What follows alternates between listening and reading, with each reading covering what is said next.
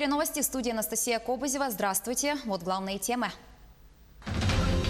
Деньги уплачены, а обещанных домов нет. В Якутске завершился громкий процесс по делу генерального директора компании «Симир». Глава Якутии обсудил с главами районов ситуацию с коронавирусом. Какие задачи поставлены? Первый рабочий день как праздник. В Якутии возобновили работу парикмахерские, ателье и салоны красоты.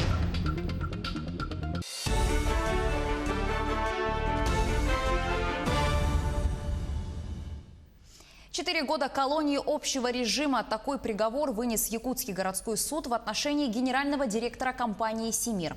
Суд установил, что подсудимая использовала собранные от участников долевого строительства 3 многоквартирных домов 180 миллионов рублей не по целевому назначению.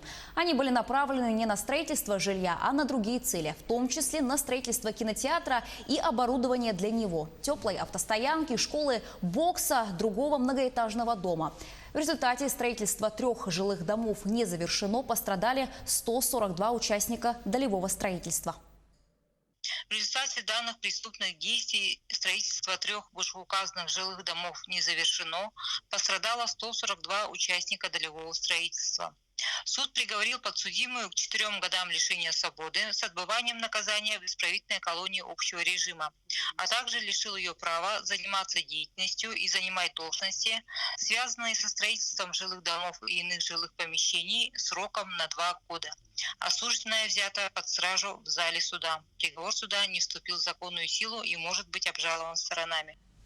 Переходим к самой обсуждаемой теме пандемии. В Якутии в ближайшие дни начнутся выплаты гражданам, которые на период коронавируса взяли престарелых, сирот и инвалидов из интернатов. Ежемесячная материальная помощь составит 12 130 рублей на каждого человека. Как отметили в региональном министерстве труда и социального развития, выплата предусмотрена только для тех, кто взял на временное проживание детей и престарелых граждан, либо инвалидов из интернатов с 1 апреля по 30 июня. 85 новых случаев COVID-19 выявили в Якутии за минувшие сутки. По-прежнему больше всего заболевших в Якутске – 71 новый случай. Контактные лица заболевших выявлены и изолированы. За весь период в Якутии официально зарегистрировано 3122 случая коронавируса. Это говорит о том, что болезнь по республике, как мы видим, еще раз говорю, продолжает распространяться.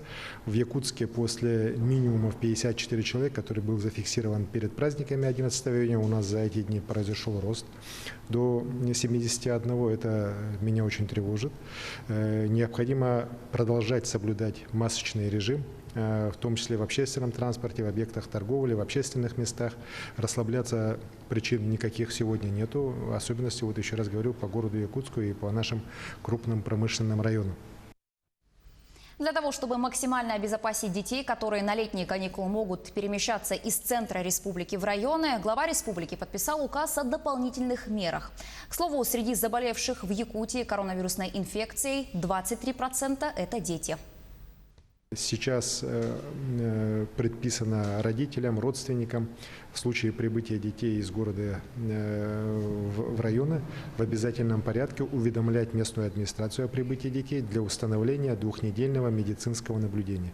Для того, чтобы принимались соответствующие правилам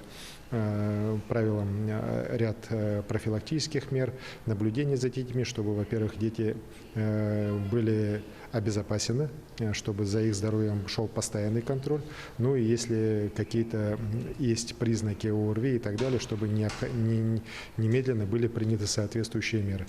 Еще раз говорю, это очень важно, потому что, во-первых, дети сами могут заболеть, а во-вторых, через детей, в особенности болеющих в бессимптомной форме, эта болезнь переносится. И вот в ряде районов именно как раз через детей эта болезнь у нас и появилась. Случаи заболевания COVID-19 ежедневно выявляют и в ряде улусов республики. Глава Якутии Сан Николаев сегодня в режиме видеоконференц-связи провел совещание с главами муниципальных районов и городских округов по эпидемиологической ситуации. Наибольшее количество заболеваний выявлено в Намском, Мегино-Кангаласском улусах, Алданском, Мирнинском и Ленском районах. В ходе совещания отдельное внимание уделили вопросам организации на местах проведения ЕГЭ и общероссийского голосования по поправкам в Конституцию России. В Якутии активно готовятся к голосованию по поправкам в Конституцию. На избирательных участках примут строгие меры, чтобы не допустить распространения коронавирусной инфекции. Дополнительные средства индивидуальной защиты для участников голосования начали отправлять в районы республики. Подробности у Дмитрия Тымырова. Российские школы приступили к выдаче аттестатов выпускникам без ЕГЭ и ОГЭ.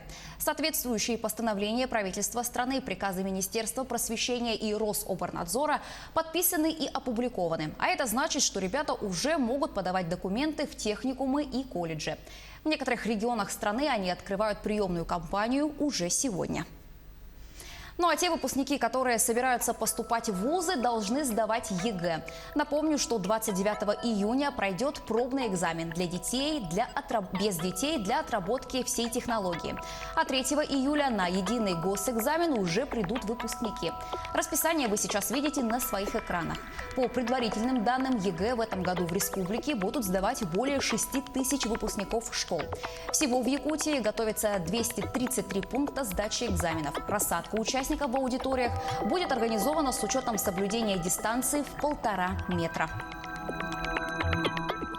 Около 5000 подростков будут трудоустроены в летний период в Якутии. В Госкомзанятости надеются, что в июле режим самоизоляции закончится и удастся обеспечить детей работой в июле-августе. Уровень зарплаты составит примерно 6 тысяч рублей. Желающим подзаработать этим летом необходимо следить за информацией на официальном сайте Госкомитета.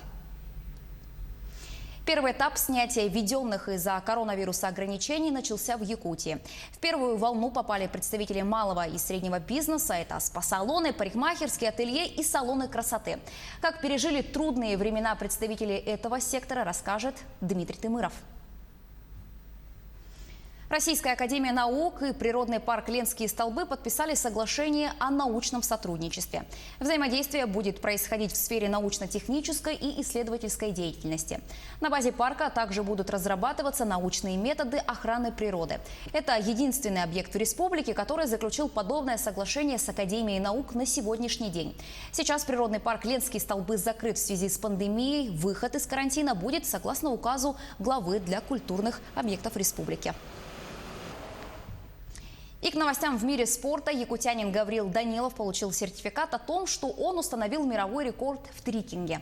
Это относительно новый вид спорта, смесь боевых искусств и акробатики. В мае этого года он сделал 7 поперечных оборотов в комбинации из 2 сальто. На счету Гаврила это не первый мировой рекорд. В прошлом году он сделал сразу 5 сальто. В планах у молодого спортсмена выйти на международный уровень, чтобы продвигать трикинг и Якутию по всему миру. Таковы новости к этому часу. Не переключайтесь.